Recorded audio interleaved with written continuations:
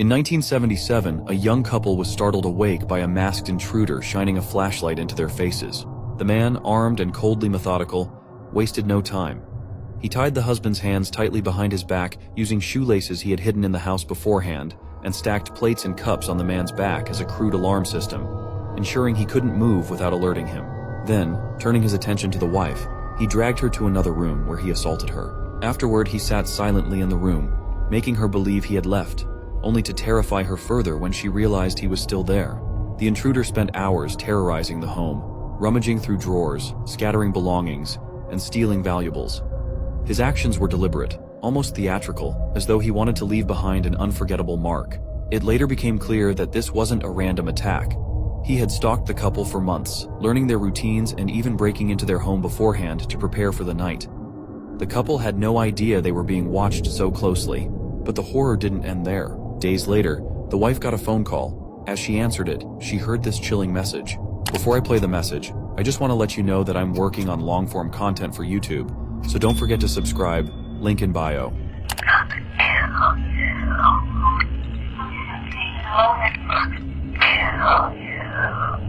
This was just one of many attacks by the Golden State Killer, a predator whose crimes haunted California for years. It took 4 decades to uncover his identity. In 2018, Joseph D'Angelo, a former police officer, was arrested and confessed to his horrifying crimes. His capture brought long-awaited justice and some semblance of closure to his many victims. You know how we're finding out that a lot of world leaders and big people had to make a sacrifice or kill somebody close to them in order to get their fame?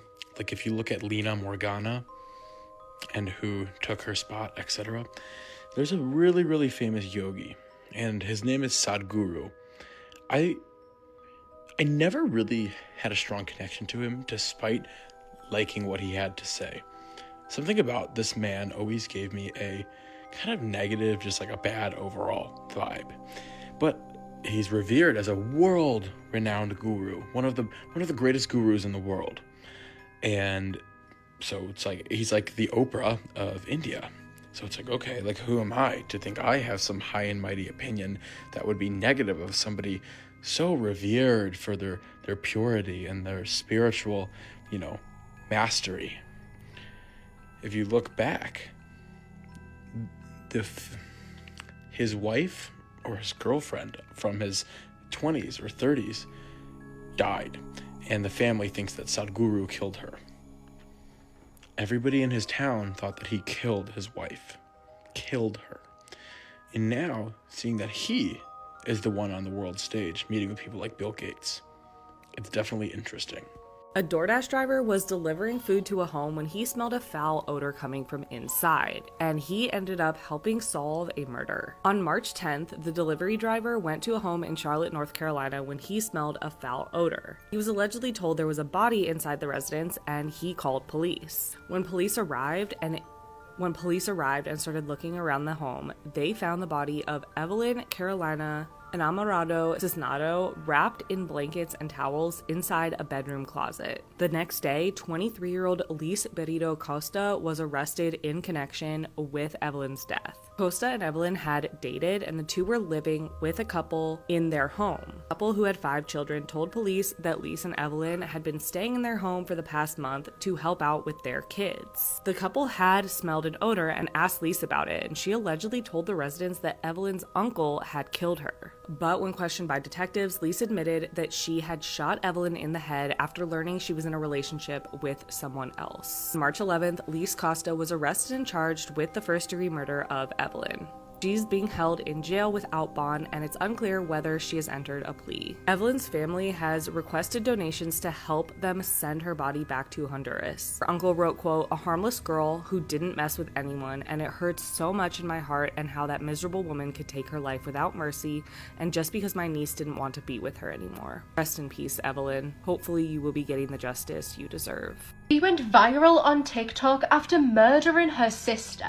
I'm True Crime Caitlin, and this is the murder of Helen Miller. Claire Elena was the second-born daughter from parents Maria and Mark Miller, born in 2007. The Miller family lived in Lancaster, Pennsylvania, and this consisted of Maria, Mark, their oldest daughter Helen, and then Claire. Helen suffered with cerebral palsy and she was confined to a wheelchair. She needed quite a bit of help in order to go about her daily life, and everyone would chip in to care for her. That's who the Millers were. They were a loving family who truly cared for each other. The girls attended a private school in Lancaster, and once she was back home, every single night, 14-year-old Claire would head up to her bedroom and sit and scroll and post to TikTok. She would post dances, lip syncs, even doing a little bit of cosplay, along with funny videos of her dad. She would post about her love and infatuation for anime, and also some more morbid things as well. After a day that was as normal as any others, the Millers all headed to bed on the 22nd of February 2021. At around about 1 a.m, Claire would slip out of her bed and sneakily creeped into her sister's Helen's room. Using a knife that she had stolen from the kitchen, she would proceed to stab her 19-year-old sister in a frenzy a total of 7 times. Helen would sustain 2 wounds to her chest, 2 to her jaw, and 3 to her neck where the knife became lodged. After that, Claire would then pick up a pillow and put it over Helen's face. Only 8 minutes after leaving her bedroom, Claire would call the police, telling the dispatcher, quote, "I stabbed my sister." When police arrived, they would discover Claire standing outside. She was barefoot and her blue pajamas were covered in fresh, wet, red blood. She told them where they would be able to find Helen, and so they rushed inside, awaken Mark and Maria, who had no idea what had happened. They had went to sleep after a normal day and had woken up in a crime scene. The officers at the scene tried their best to resuscitate Helen while awaiting an ambulance. However, it was too late, and 19-year-old Helen Miller would be pronounced dead. After being arrested and taken to the police station, hours later, Claire would make these really morbid and odd and uncomfortable comments. She told one officer that she had, quote, Michael Myred her sister, and when she was brought a McDonald's for her breakfast, she said, quote, "Ooh, McDonald's. I would have killed someone sooner if I knew I was going to get McDonald's." Investigators would go on to find thousands of text messages between Claire and her friends where she openly spoke and expressed her desire to kill someone. They would describe her as being obsessed with homicide. Claire was charged with criminal homicide, and due to the laws or just how things work in Pennsylvania, this automatically meant that even though she was only 14 years old, she would be tried as an adult. At the trial, the defense tried to say that Claire didn't really realize what she was doing, she was having a mental break, and that she didn't really want or intend to hurt her sister. Her parents testified, telling the judge that they didn't want to lose another daughter.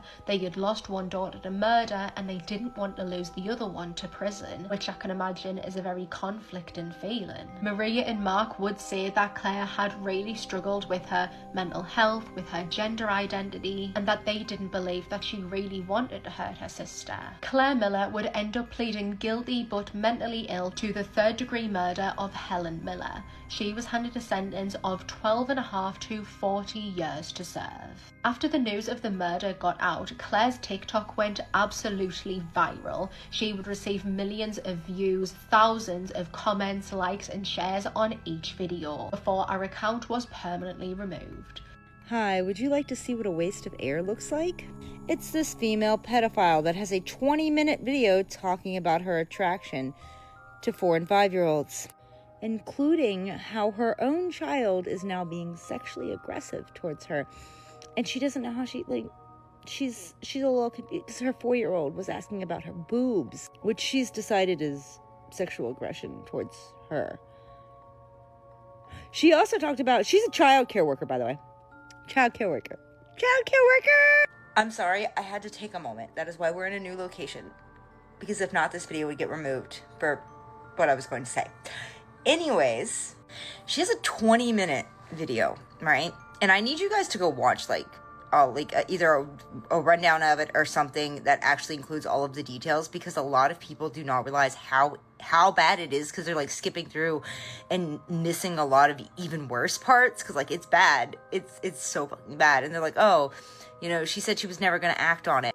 Actually, if you keep listening, she straight up says, not only does she talk about how she would that so at first she says, you know, she was attracted to that 5-year-old whenever she was doing that teacher's aide situation, right? And how she like cried because he called her a mean name, a 5-year-old. But then later in the video, she says, because at first she says that she never acted on it. That's why she didn't think it was a big deal. But then later on in the video, she says that she would act on it if the child seemed aggressive towards her, like sexually aggressive, like they wanted it. She said she would fuck a kid if the kid seemed like they wanted it.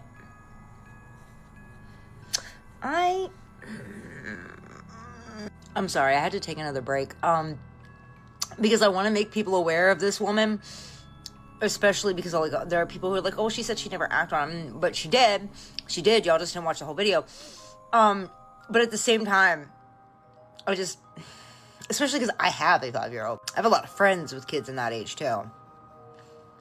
And maybe I was born a ginger. And that means I am fully capable of rocking orange. I mean, actually, Texas is brown. I already know what they have in the commissary. Because I have several friends that are COs and stuff. I know how to braid. I know how to take a string off of my shirt and use it to thread eyebrow. I've got a lot of skills that would be useful in prison. But I'm trying really hard. But it seems like every day you get on this fucking internet, there's somebody else. And this is the thing, she smiles during that video. Like, she legitimately doesn't see anything wrong with with any of it. That's why she shared it. Once again, her face. I just want y'all to see that. Take a real good look in case anybody recognizes her, so you guys can make sure that she's not your kid's daycare teacher.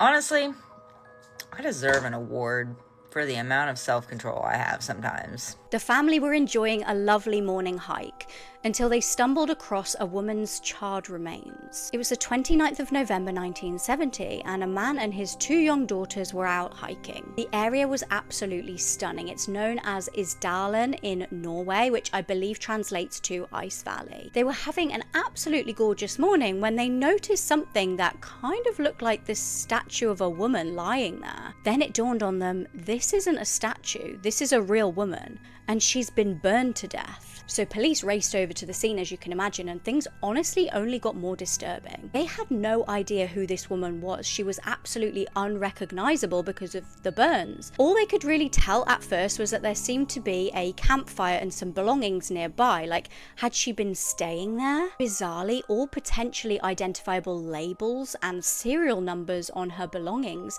had been removed or scraped off intentionally. And as I said, it keeps getting weirder because they discovered a fur hat nearby that seemed to have remnants of petrol on it. One really harrowing detail is that the woman had soot in her lungs, which proved to the investigators she was alive when she was burned. Her neck was also bruised, which posed more questions. Did this happen because she fell back? Was she hit by someone? She was also found to have between 50 and 70 sleeping tablets in her system. Nobody could work out whether this was a tragic accident somehow or a deliberate act by the woman or someone else. Weirdly, all of her jewelry had been removed, but not stolen, just like placed round her body. The investigators were like, right, we need to go further afield if we're going to be able to solve this mystery. So they searched the nearby Bergen train station, specifically the left luggage department, and they actually pretty much hit the jackpot. One of the suitcases contained the woman's belongings. How do they know this? Well, fingerprint inside of the suitcase on a pair of glasses matched the mystery woman. Inside was also several wigs and some German, Norwegian, Belgian, British and Swiss coins. She was very well travelled. And then they were like, oh my god, there's some prescription cream. Prescription cream means that there will be a label on it somewhere with like doctor's details and the patient's details. So imagine how stunned they were when they found that the label had actually been scraped off. Now inside of the case were some distinctive boots which police traced to a shop, and the shop shopkeeper was like, yes, I actually remember the woman who bought those boots, and he gave a description. And an artist worked with the police to basically create like a mock-up of what the woman would have looked like. And then it got even stranger because loads of the country's hotel staff recognized that woman. Turned out she'd been staying in loads of different hotels, literally hotel hopping, using loads of different aliases, loads of fake passports, different names. She only ever paid cash so she wouldn't be traced. Like, what was she up to? There are so many theories. Please do leave them in the comments for me. Some people think she was a spy. Some say she was a spy and she was murdered. Some say she was a spy and she was on the run and then she did this to herself. It really reminds me of a podcast episode I did on the Bourne investigation, The Mystery in the Oslo Hotel. They were known as the Scissor Sisters. Kathleen Mulhall got married to John pretty young, and they settled in Dublin, Ireland with their 6 children, so 3 boys and 3 girls. Throughout their marriage, Kathleen endured over 29 years of abuse from her husband, so she decided to leave him. In 2001, she officially left her husband and moved in with 34-year-old Farah Swaleh Noor, who she had met at a nightclub. Kathleen quickly learned that she didn't know much about this guy, and he would often lie about his life. She thought she was finally free from that toxic marriage, but when she got into a relationship with Farah, she was often seen in the hospital due to DV. She wanted to protect him, so she would often lie about her injuries. On March 20th of 2005, Kathleen met up with her daughters, Charlotte and Linda, in downtown Dublin, and Farah tagged along with a bottle of vodka. After drinking and walking around for a while, the 4 decided to go back to Kathleen's home. The 4 were heavily intoxicated at this time, and then they started to take substances, and one of the substances was crushed and put into Farah's drink. He sat next to Linda on the couch, and Charlotte was on the arm of the couch. He put his arm around Linda's waist, and he groped her and whispered in her ear, even though she was telling him to stop. Kathleen was enraged seeing her boyfriend do this to one of her daughters, but he just laughed at her, and this is when she told her daughters, "Just kill him for me." Charlotte grabbed a weapon and slit his throat. Linda then grabbed a hammer and hit him on the head with it. They stabbed him more than 27 times, then they dragged his body to the bathroom and dismembered him with a hammer, knife, and scissors. They placed all of his body parts in trash bags and threw him in the Royal Canal, but they ended up keeping his head. They did this because they assumed if police could not find a head to this body, they would not be able to identify this person, so they ended up burying his head near a park, but a couple days later they dug his head up and put it somewhere else, and to this day they have not located his head. On March 30th, a person was near the canal when they saw a foot floating across the water with a sock still on it. Authorities were called and they were able to collect the man's remains piece by piece. Kathleen and her daughters were questioned after the torso was found wearing a shirt, and a man came forward and said that that shirt belonged to his friend Farah. Eventually, the DNA test confirmed the man's identity. Charlotte was found guilty and sentenced to life in prison. Linda was also found guilty, but of manslaughter, and she was sentenced to 15 years in prison.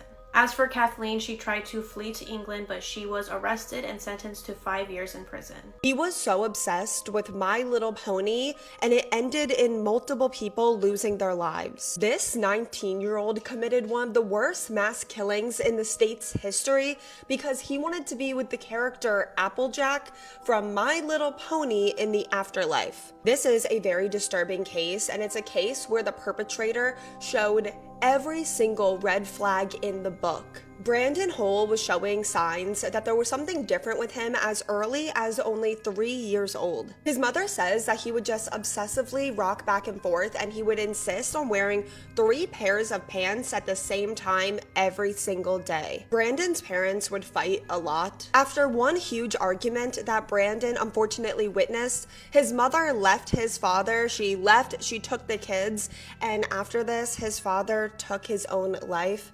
Brandon was only 4 years old. Growing up, Brandon was very disruptive at school and at home. His mother and his teachers had a really hard time with Brandon's behavior. At 10 years old, Brandon's mother took him to see a doctor for the first time, where Brandon was diagnosed with obsessive compulsive disorder, anxiety, depression, and disruptive behavior disorder. Brandon was also later diagnosed with autism spectrum disorder. He was prescribed medicine. His mom would take him to behavior therapy therapy, but nothing ever seemed to work. Brandon's disruptive behavior and uncontrollable anger seemed to only intensify every single year. At only 11 years old, Brandon was outside having a water fight with his mom's boyfriend, and it was all fun and games until Brandon got smashed with a little bit of water. He ran inside. He completely destroyed the place. He went into the kitchen, grabbed 2 knives, and charged at his mom with them.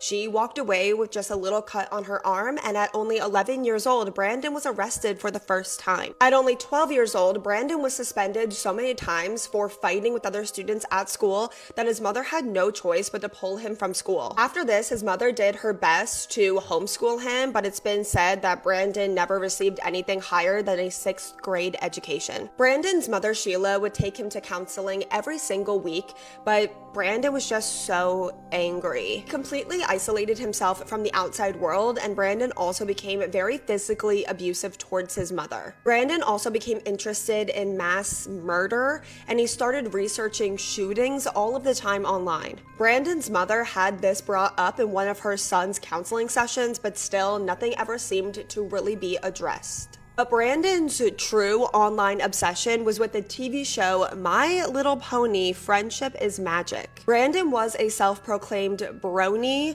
the nickname for adult male fans of the show, and quickly My Little Pony was all that Brandon would think about. His room was completely decorated in My Little Pony, and his biggest obsession was with the character Applejack, who Brandon had romantic feelings towards. He even believed that him and the character Applejack were in a romantic relationship. In 2020, Brandon got his first job working at FedEx. He also moved out of his mother's home for the first time, and for the very first time, his mother, Sheila, felt like her son was on the right path. But unfortunately, Brandon was quickly fired from this job and was back living with his mother. Over the years, while her son was growing up, Sheila took Brandon to the doctor, the hospital, mental health clinics, therapies, different counselors, so many times, over and over again, but nothing ever seemed to work. If anything, Brandon always just seemed to intensify his violence. But now Brandon was 18 and he had more freedom to make his own decisions, and Brandon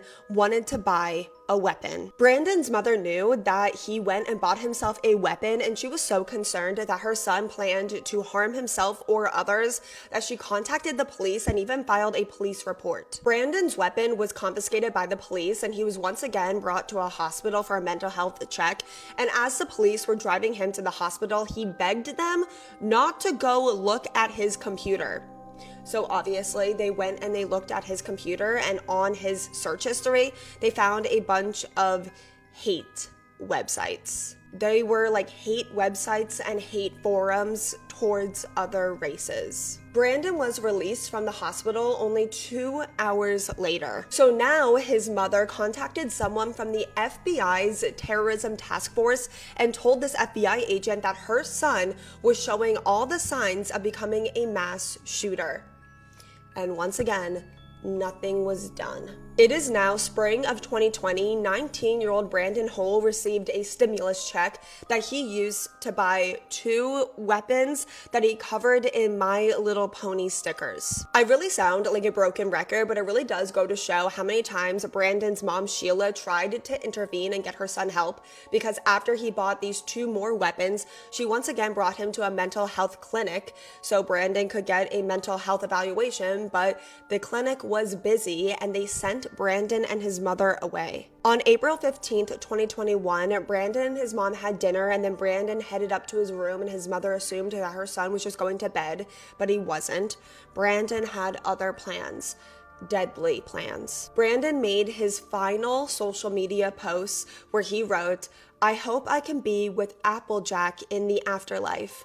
My life has no meaning without her." And in that post, he also posted a photo of himself holding a weapon. And then Brandon packed up his weapons and he drove over to the FedEx facility where he used to work. At 11 p.m., Brandon walked inside of the FedEx facility and he opened fire on anyone and everyone. At one point, he returned to his car, and from his car, he continued to fire at people in the parking lot that were running for their lives. And then he returned back inside of the facility where he just kept shooting people. The attack lasted less than 5 minutes before Brandon turned the weapon on himself, ending his own life before the police even arrived. Many people were injured, and not including himself, Brandon killed 8 people. And those victims are Samaria Blackwell, who was only 19 years old, Carly Smith, who was only 19 years old, Matthew Alexander, who was 32 years old, Amir Jeet Sektin, who was 48 years old, Jasvinder Kaur, who was 50 years old, Jasvinder Singh, who was 68 years old, Amarjeet Johal, who was 66 years old, and John Weister, who was 74. A search of Brandon's online internet search history did not show what people typically see with these young boys that become mass killers. Typically in these killers leading up to their crimes, they're searching really violent things, sometimes anti-government things or anti-women things. And although Brandon previously in previous years was searching up these things, that was years ago, and in the years and months leading up to his crime, he was really only looking up like 99.9% My Little Pony. This is a very disturbing case, a very shocking case. It was very shocking to investigators on it that were trying to piece the pieces together. A lot of them were quoted saying that this is not the bedroom of someone who goes on to murder 8 people. But when you really dive into it, you see, yes, there were so many warning signs. There were so many red flags that were brought to the attention of so many people. The FBI knew of Brandon Hull before he committed this terrible tragedy. We also did not find what you typically see left behind after a crime like this. Brandon didn't leave behind a note or a manifesto describing his motive, and Brandon is no longer here to tell us why he did this. There were so many red flags in this case, and it really did feel like Brandon's mother, Sheila, did all the things that we are always asking of parents in cases like this, and it still wasn't enough. Brandon's mother, Sheila, expressed deep sorrow for the victims and their family members, and when asked about her son, Brandon's mother said, "I will grieve the victims more than I will ever grieve my son." FedEx started a GoFundMe for the victims and their families, and they donated the first $1 million themselves to the fundraiser. This is such a disturbing case, and one that I know will stick with me for a very, very long time. If you made it to the end of this video, thank you so much for listening to the victim story in this case. Let me know all your thoughts and opinions in the comment section, but while you're there, please always remember to be respectful, because someone that actually knew and loved the victims in today's case could be in the comments. You actually have no idea who could ever be reading your comment, so please always remember to be respectful. And while you're there, please let me know what case you want to see me cover next. Thank you to every single one of you that suggested that we cover this case today, and I will see you guys all next time in my next video.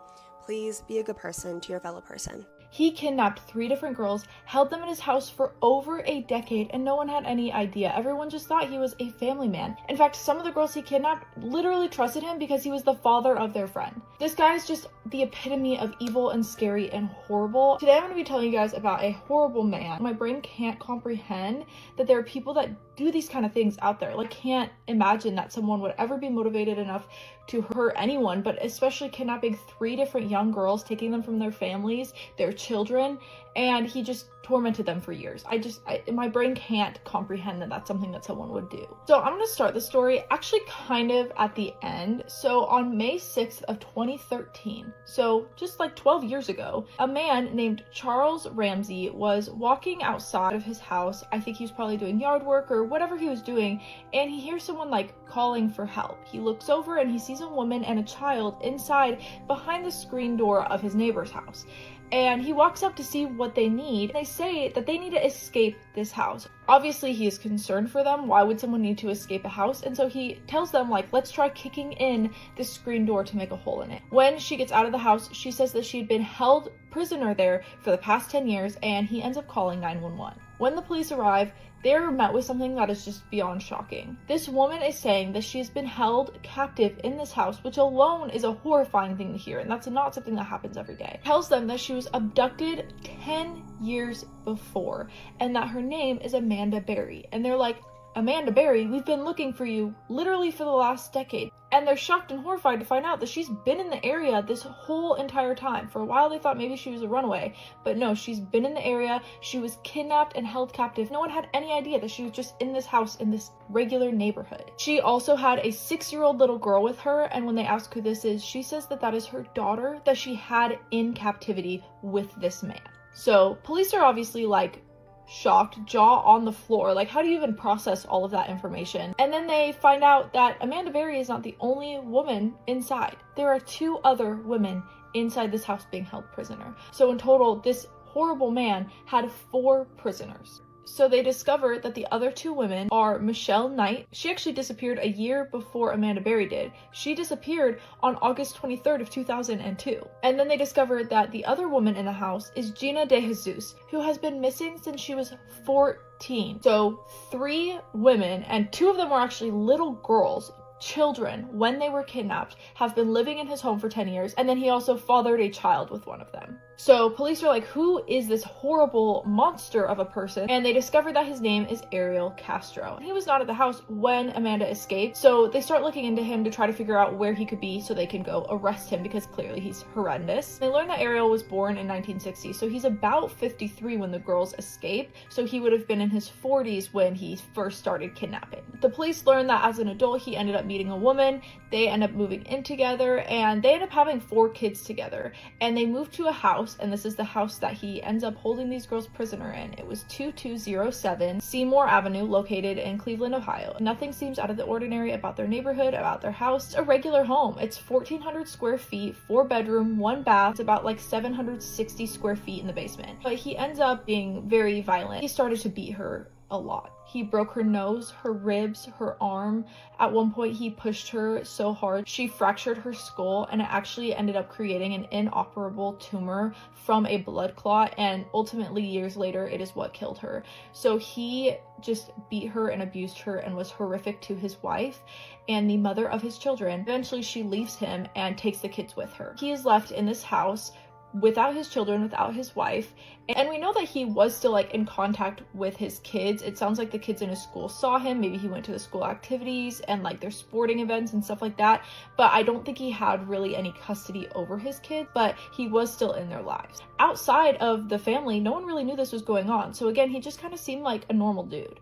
I think probably some people felt like he wasn't the greatest guy, but it sounds like not a lot of people really knew she was being abused. People didn't know that he was actually like dangerous. So about 6 years after his family moves out and his wife leaves him, his kids are like older. I think they're all kind of in high school or middle school ages at this point. This is when he decides he wants to kidnap his first victim. He is a bus driver at this point, and a woman named Michelle Knight. She's 21 years old. She is on the bus and she is getting kind of frazzled because she's getting lost. She's supposed to be appearing in court for a custody hearing for her son, and she can't figure out where this like courthouse is, and she's getting panicked because if you're late to that, that's not a good look if you're trying to get custody of your son back. She's going because her mom's boyfriend broke her son's leg, and so obviously like child services got involved, took him from the home, and now she's trying to prove like that wasn't her and that she should have her kid. And so she's very concerned about not being able to find where she's supposed to go. And Ariel strolls up and says like, hey, don't worry, I'll help you, don't worry. And she actually recognizes him. She recognizes him because she knows one of his daughters who's around her age. And so immediately she kind of lets her guard down. She's like, thank goodness someone I know, someone can help me. So she trusts him, she goes with him, and instead of bringing her to the courthouse, he brings her to his house, locks her up for 10 years, and says she's never going to see her son again. Once she's being held in total solidarity in his home, he is tormenting, essaying, assaulting, brutalizing her, like the worst things you could be doing to a human. He actually at one point took the only photo she had of her son that she had had on her person when she was going to the courthouse that day. He took that photo, he tore it up in front of her and said, you will never see your son again. So he's also psychologically like and emotionally tormenting her, not just physically. At one point, he even got a dog for her, and when she didn't listen or comply or do something he wanted, I'm not sure what exactly happened that made him so angry, but he killed the dog by snapping its neck in front of her. And so he just did awful, horrible things to her for about a year until he decided that one victim was not enough, and he decided he wanted to kidnap a second girl. This time, he ended up kidnapping a child, and he kidnapped Amanda Berry. She was 16. She was kidnapped one day before her 17th birthday. It was April 21st of 2003. Amanda had just gotten off of her shift at Burger King that night and she was headed home, and then she never made it back. And then he started torturing both Amanda and Michelle and doing all the horrible things he had been doing to Michelle to Amanda as well. At first, they weren't sure if Amanda had gone missing, if she ran away, but eventually, like, missing posters are up. People are thinking that something happened to her. They have no idea where she went, and her family is very, very concerned. A year after he takes Amanda, he decides he needs a third victim, and this is when he kidnaps an even younger kid, a 14-year-old named Gina De Jesus. Actually, during this time, throughout the 10 years, he ended up getting Michelle. And trigger warning here, this is pretty brutal. We're talking about miscarriages, and honestly, that's like a really gentle term for what happened. So just proceed with caution. But he ended up getting Michelle pregnant 5 separate times. Each time that she got pregnant, Ariel would beat her so violently and brutally that she would miscarry. And then he ended up getting Amanda pregnant. This time, he decided that he wanted Amanda to have the baby, and so he made Michelle help deliver this baby. After making sure that he murdered any of her own, he made her help deliver Amanda's child in an inflatable pool in the house, and he told Michelle that if the baby didn't survive, he would kill her. So Michelle ends up helping deliver this baby. Amanda and Michelle are incredible that they were able to do this. At one point, the baby actually stops breathing and Michelle resuscitates it. Amanda ended up raising the daughter, and she taught her to read and write while she was in captivity. After they are freed and they're telling the police everything and they're all rushed to the hospital, actually Michelle was told that she only had days to live based on her injuries. Her hands, her legs, like they were numb, and there was a nerve damage from them being tied up so tight, and she was just in a horrible condition. Clearly Michelle is a badass, she's a fighter, and she's like, no, I'm getting my life back, and she survives, and now she is happily married, and it sounds like she's like thriving. She did write a book that you guys could go check out, but it sounds like she does live a pretty private life overall. Amanda and her daughter, which this is a photo of them, I'm gonna blur the daughter's face. She might be an adult at this point, but I'm gonna keep her face blurred either way because I just think that's better. She and her daughter are together, and Amanda and Gina actually work together a lot on helping other people, speaking out about their experience. Gina and Amanda have both written books. They go to schools and they talk to students about different safety things. They talk about their experiences, and they are just also incredible women.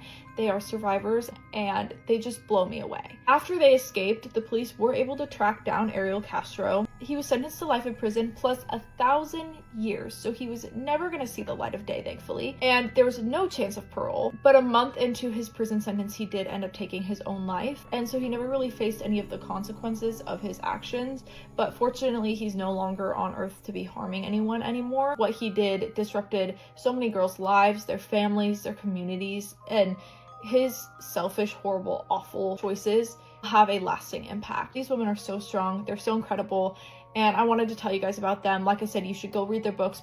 They are just like my jaws on the floor with everything they went through and all that they survived, and so they choose to do good and help others.